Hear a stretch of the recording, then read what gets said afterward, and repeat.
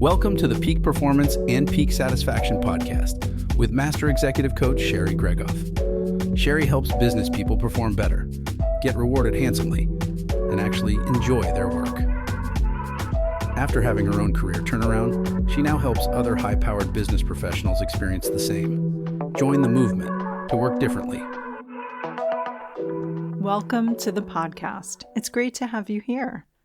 We think it's our industry, company, corporate culture, business outlook, boss, or title that most impacts our success and satisfaction in our work. We tend to believe the grass is greener in a different job situation. In my research and as a practitioner, I find that ultimately, these are all neutral circumstances. It is what we make them mean about us and our future prospects that is the most accurate predictor of our career advancement and well-being. In this episode, I explain the process for curating our work experience by changing our approach to work. Let me start by highlighting a limited time offer for a free work-life audit between now and December 18th. With the end of year approaching, it's the perfect time to take stock of your professional and personal goals and get clear on what's been keeping you from achieving them. Then together, we set your next steps for immediate progress. Claim your time slot now on my calendar for this free session at the first link in the show notes. The last time I offered the work-life audit was 3 years ago, and this window is closing soon. Take one of the limited time slots now. Before we jump in, I want to shout out one of my clients who had a win in this area. Here's the quote from him. Sherry helped me see that despite the company growing with increasing bureaucracy and micromanagement, and even some consistently destructive behaviors in broad forums by select leaders, I could continue to inspire the highest producing team and keep my own engagement and satisfaction levels high. This client was starting to feel worn down. The magic and startup energy of his private company was turning into bureaucracy and many meetings focused on internal process administration and information sharing. Throw in some public shaming and intimidation tactics in large meetings, and his morale was officially in the gutter. With a lucrative payout on the table, we decided to reclaim his power over his own well-being and restore his love of the work without these detracting circumstances getting in the way. The more he did the part of the job that he loved, the more he impacted the bottom line, and the less relevant the wasteful meetings and bad behaviors were. He was empowered to thrive despite his circumstances. He didn't need permission or to jump ship. He just needed a reminder of the power he already had, his leadership identity and ability, and the discipline to focus on what was in his control. The results have been fantastic for his team, his business, his clients, and for him and his family. I showed this client what you will learn in this podcast episode, and we applied it together. It's that you already are the most critical variable in the equation. The grass is greener where we grow it. And for this client, he decided to do it exactly where he was. Similar victories are shared by all of my clients, and I have experienced it too in my own career turnaround. So let's hop to today's podcast content and get you on your way to experiencing this also. When we are in a job situation that we feel is less than perfect, we think it's the situation itself, our circumstances, that's the problem. This typically leads us to conclude that the solution is to change our situation, to find the right industry, function, company, corporate culture, business outlook, boss, or title that will allow us to excel with more ease earn better rewards, and truly enjoy our work. What's more accurate is that we can find ways to make any situation a reason to overwork, overstress, become a martyr, feel like an imposter, procrastinate on the most impactful work, and hold ourselves to perfect standards. It's not our situation that's the primary factor in how happy we are with our work, our work-life balance, or our level of success. It's us. It's our relationship with our work. It's the outcome of how we approach our work.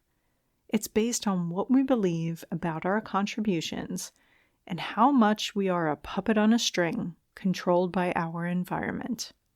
We can find ways to make any situation one where we honor our non-negotiables like our health and personal relationships, where we emphasize the work we love doing, where we speak our mind, and where we take active steps towards shaping our daily experience of work and life for the better. In other words, we can make any situation the right one. These are strong statements that are countercultural, I know. If you have been following my work, you know that's what I share here. We work differently, having seen things through a new lens. I'm not asking you to go out on a limb with me to perceive the workplace this way. Today, I am sharing real-life examples, of which I have seen countless, that back up this view that the grass isn't greener in different circumstances, but rather, we control how green the grass is under us. Stay with me, because by the end of this episode, I'll share the solution for stepping out of your current paradigm. Let's begin with what we think the problem is with our work and why it's such a grind or it's draining life from us. These are based on the experiences of many business professionals that I have coached, whose situations I have known intimately, emphasizing the common experiences across many. I am sharing this unique perspective today to help you, my audience, see all the puzzle pieces here. We may think the grass is always greener in someone else's situation, and our success and satisfaction hinges on changing our situation to that one. But my work overturns that theory at every step.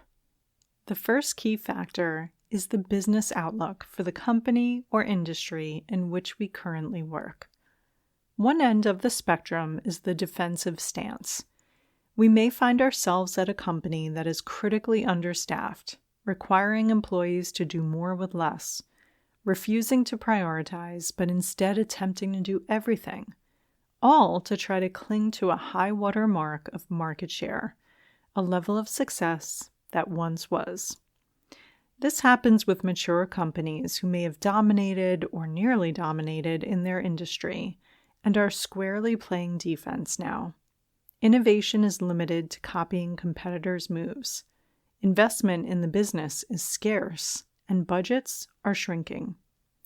When working at a company in this position, we might tell ourselves that we need to find a role at a company that's growing, that life would be easier if things were expanding and the business was investing in growth. On that other end of the spectrum of business outlook is the company in hypergrowth, with far more demand from clients than we can accommodate, and the stakes being so high to continue as the leader in our space, dominating market share. There is investment in the business, but it's impossible to keep up with demand. It feels like if we miss this window to be the dominant leader in the fastest growing business space, competitors watching like hawks will pass us by. We might be private and aiming to hit every financial marker to ensure our IPO. In both scenarios, we most often respond by working nights and weekends to try to appease our employer. Doing more with less or working under a ticking stopwatch is the underlying mantra that keeps our heart rate elevated and every day feeling like working to survive. We overwork and overstress because every decision, project, client feels like the linchpin assignment that could make or break the business. I see these behaviors in response to both the shrinking company playing defense and the hyper-growth company playing offense. Proof that no matter where a company or industry is in its life cycle, it can seem like the grass is greener somewhere else, that we might react with exactly the same behaviors on both ends of the spectrum. In fact, we do, and I coach people to break those habits in companies on both ends of the spectrum. Let's move on to the second dimension that we believe is the problem: corporate culture and collaboration across departments. In the first scenario, we may see our cross-functional partners as undertrained, lacking expertise, and under-resourced.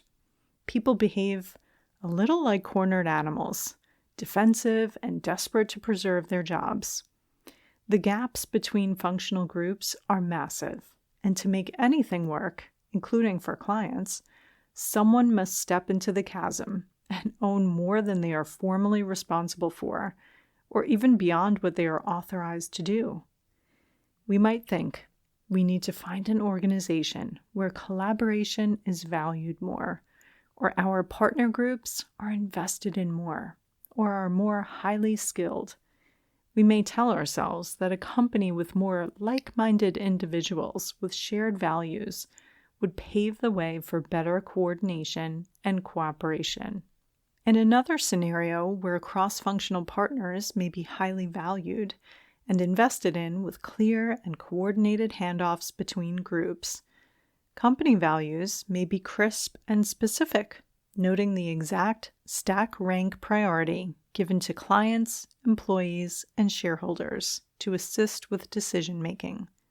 With that comes trade-offs: saying no to business and revenue, saying no to employees and ending careers, prioritizing margins and revenue or expense targets for shareholders. Here, clarity and like-mindedness seems like it would solve the problems of the day, but as seen in the second scenario, even with a collective agenda and clarity of purpose, business is all about trade-offs. Adhering to standards and targets consistently can result in or necessitate painful decisions and discipline. In both scenarios, with trade-offs abounding or partner groups not cutting it, we step in and take on more work in order to complete requests of key clients or the executive team. Martyrdom and lack of boundaries to try to advance the business objectives, it's common. We may react by feeling helpless or that the business is doomed. In companies where we think the approach is ill-conceived, engagement declines, and we start going through the motions, resolve that no matter how well we do our job, it won't make a difference in the fate of the company. I help people wake up from the autopilot in their jobs and reignite their passion in their work. Let's shift to the third dimension, still on culture, but now on how employees are treated. In one scenario, we may see clients and shareholders prioritized over employees. Whether this is stated or implicit, it can feel that meeting client demands and requests is paramount, and doing it in a way that appeases shareholders to keep the external perception positive and keeps the stock price and value of management's equity high at the cost of the employee. A strict return to office policy following COVID, for example, even though remote work entailed less cost, proved higher productivity, improved engagement, and better business outcomes. Employee opinion surveys may be used primarily as a leading indicator of attrition, which at certain times may be the explicit goal. Here, it seems like a good idea to seek out those companies on the most admired list, or recognized as a best place to work. Inside the most admired brands, the feeling may not be very different, though. The external perception of said companies is a factor that can keep us in a job or at a company because of the brand cachet, even when it's no longer a fit, or we don't feel employees are being treated well.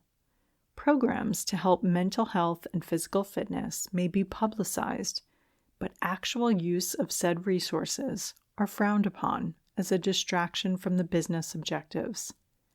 Unlimited time off or ping pong tables are provided, but use is highly discouraged. A quick read of the multiple anonymous sites that collect commentary from employees would paint a stark picture of even those companies on the most admired list with a long list of employee perks.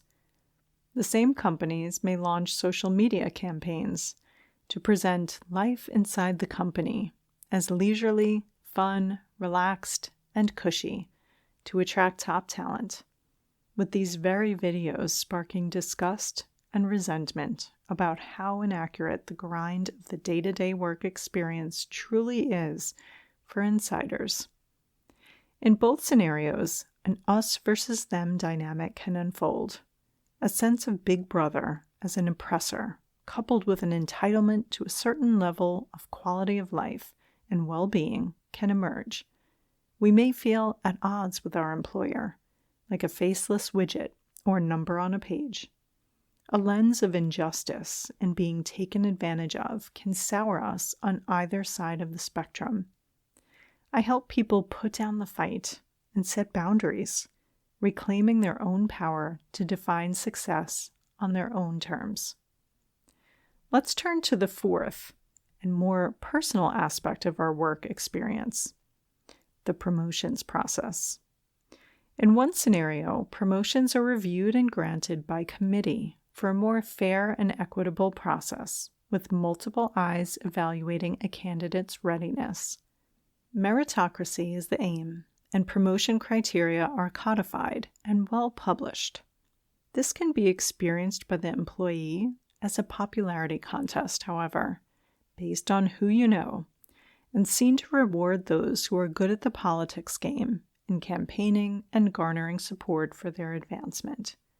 Here, it seems like it would be simpler and more straightforward to find an organization where a manager can single-handedly decide the promotion worthiness of her or his people.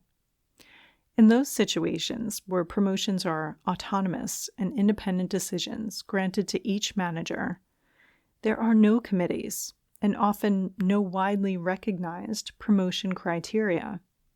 When the manager feels the time is right, they can decide to promote their team member. In both scenarios, we tend to feel things are unfair or structured to be working against us. We may wish more people had a hand in it to make things fair, but when they do, it feels like relationships are the critical factor. We tend to people please and pose to fit in with others. We want to be liked and included in reaction to the realization that people-centered decisions can be a gatekeeper to increase success. A preoccupation with titles can distract us from doing the very thing that increases our chances for promotion, growing the positive impact that we have. I help people drive their own promotion, skillfully navigating whatever process is in place and keeping titles in their rightful place, without becoming the sole driver of their satisfaction or self-worth. Lastly, who sits in the role of being our boss? In one situation, we may have a boss that we don't see eye to eye with. They are micromanaging or missing an EQ gene that makes working together challenging. They don't give clear feedback, but they also don't pound the table on our behalf. They seem more interested in being an A student by not making waves, rather than pushing for fair rewards and recognition for their people. Here, we might think that having more of an inspiring leader who could really shepherd us through our work experience and career path would be better. In the situation where our leader is strong and inspiring, we tend to get comfortable. We may vent to this leader and leave it to them to solve the problems. We might defer to them rather than making our own decisions. Others around us may assume any positive impact we make is just us being an instrument of that widely known and well-regarded leader. Their doing, not ours. Being in their shadow could hold us back from growth, promotions, and bigger roles. In both cases, we give our power over to what happens next in our career to the boss that we have, whether it's feeling resentful of being blocked by a manager who isn't strong, or resentful of being under someone's wing and not developing our own leadership identity in our own right. I help people excel, no matter who it is they report to, by managing up effectively and actively, rather than avoiding the relationship or just trying to survive. These 5 examples show how the grass isn't always greener. There is no silver bullet solve of switching the circumstance for better performance and satisfaction. Changing the circumstance is not the primary solution. Improving our work situation isn't done by finding a different organization on a different part of the spectrum. A new company, job, boss, or title may be part of your story, but not the punchline. Not to despair, because there is a solution. And good news, it's not changing circumstances that may often be outside of your control. Let me start with a story about my client who, in the space of our work together over the course of 5 months, chose a severance package over other internal offers, launched a business, and then accepted an incredibly lucrative offer in a more senior role that she couldn't refuse, to design a team and scope a role from the ground up. How can we explain external circumstances like that? It's not luck. It was careful elevation of her own leadership identity and what would be possible for her with bold decisions aligned with her values and vision. It was self-reflection and intentional growth.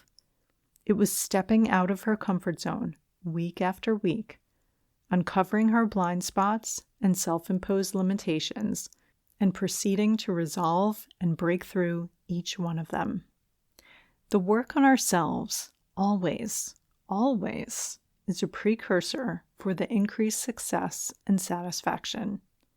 Specifically, improving our work situation is only possible by improving our relationship with our work through changing our approach to work. We get caught in this chicken and egg riddle sometimes of needing to find the perfect role or organization so that we can enjoy and be happy in our work. But then we find we bring all of our old habits and baggage to that next position, and the cycle continues. It's not our circumstances that need changing. It's us. It's how we approach our work. It's what we make our circumstances mean. It's how we let business outlook, company collaboration, treatment of employees, promotion processes, and our direct boss limit our career prospects and our well-being, or not. This is at the root of the challenges we experience in our work. Unless we resolve the problem at the root, like pulling a weed, it won't matter where we work and with whom. We don't have to run away from the role or company to improve things. We don't have to burn down our career and start over. The first order of business is our approach to our work. As you might imagine, it's difficult to fully address this within the confines of a podcast episode, but what I can share are common best practices that my clients implement to great effect in improving their success and satisfaction from wherever they are. Number 1, daydream with purpose. All the time you might spend imagining what would be different if you worked in a different industry, company, function, department, promotion framework, or for a different boss. Redirect that energy and creative imagination to the future version of you who creates the dream industry, company, function, department, promotion framework, and boss, no matter where you plant yourself. What decisions is that future version of you making? How does that future version of you carry yourself? What does that future version of you spend your time doing? Suddenly, instead of willing your vision into reality, You have clear next steps of the future leadership identity that you want to embody, and you can start being that person, making those decisions and developing those habits right now. This is when we stop hoping for the knight in shining armor or fairy godmother boss to make it happen for us. This is when we stop waiting for the promotion paradigm to make its way to our number, like at the deli counter. This is when we stop wishing for the perfect industry, company, function, or role to expand our impact and enjoy our work. This is when we rise above cultural norms at the office on collaboration and treatment of employees. Let's get specific. What else can we do to make the shift now? Here's step 2. Quality over quantity. Regardless of the cultural norms at our current job, we can decide to rise above the FaceTime trap. We can set our hours. We can block time for deep work. We can block time for lunch without it being over a keyboard.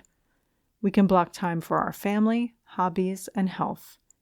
We do this because we know logically that we will perform better and have more impact than if we overworked and burnt out. We don't have to be accessible to anyone's whim, real time on a messaging application. We can train people how we prefer to be contacted and what medium to use for what needs. Number 3, have a plan B for the worst case scenario. Next, we can let go of this specific job as our core security. There is a fear that often underlies our work as the result of subconscious catastrophic thinking. The mental shortcut is if I lose my job, I die. Our survival brain reckons that if we don't excel at our work, we'll lose our job and not be able to work, and we'll lose our home and live on the streets with no money for food, so we may starve or die in a fight to survive. That may sound like a long shot, but check yourself to see if there's any whiff of that line of thinking in the back of your mind. A job should never feel like our lifeline, our only way to survive. That breeds all kinds of destructive behavior, and most certainly will not have you perform at your best or enjoy this one life we have to live. So map out your plan B now. Whatever the worst case scenario is, let's say like losing your job, what would you do next? And how would everything be okay? Memorialize this and refer back to it to quiet your survival brain whenever that catastrophic line of thinking arises. Number 4, do the right thing. Always. So often I hear of people not setting boundaries and compromising their values, or even not doing what they know is right for the business itself, for fear of inciting lower ratings in 360 feedback, processes their company may have formally or informally, and the subsequent impact to their compensation and promotion. We may be ultra concerned with how we are perceived by others, so much so that it blurs our logical judgment. To people please in the moment, we may make a choice that actually harms us and the business. So what can we do? Irrespective of the pull to be accepted and included at work, we can recommit to our own values and philosophy. We can remember that it is authenticity and commitment to doing the right thing that most invites respect and appreciation from others, not taking the easy way out or avoiding conflict. Number 5, don't work to live or live to work. Lastly, I hear so often of people wanting to purposely, in their words, kill themselves in a job for a time period to maximize their earnings or their career advancement before later prioritizing other things like family. Anytime someone says they are willing to give up their personal lives on purpose for their career progression, alarm bells go off in my head. I have seen too many people decide to do that while early in their career, only to continue it, even when they want to train for that marathon, or after they have a partner or marriage, or after they have children. Whenever our brain offers us all or nothing as our two options, being all in at work or home, we can take a deep breath and find the healthy mix. We can get creative and innovative and find how work and home are not at odds, but actually can be helpful to each other, mutually reinforcing. Work now to live later is a doomed strategy because later isn't promised. Live to work is no way to live either. Work can be fun. I get it. Being excellent at what you do feels good. But when work is life, we are living to work and have slipped into human doings rather than human beings. Remembering the value of us as individuals without work product or accolades is the cure. Go ahead and ask someone who loves you if you can't see all the rest of life that makes it so worth living. So, if we aren't working to live or living to work, I suggest we work to serve others and be present with the people we love. This combination is a renewable source of energy. Helping others feels rewarding and fulfilling. Find what element of that is inside your work as your opportunity to leave a positive mark on this world. Being present with the people we love is far more important than advancing down the career path. So we keep first things first, on the daily or hour by hour. If you could use help neutralizing your job situation, no matter where it is on the spectrums we already covered, or help implementing any of these 5 best practices, take this moment to book time on my calendar in your work-life audit before December 18th. Transformational New Year's are charted in December. We do it together. Until next time. Looking for support in applying the principles and strategies in today's episode? Sherry coaches clients one-on-one as their trusted confidant and advisor, helping each client create the work and life they had only dreamed of. To schedule your complimentary career strategy session, go to sherrygregoff.com/apply to book time with her today. It's one simple step that can change everything.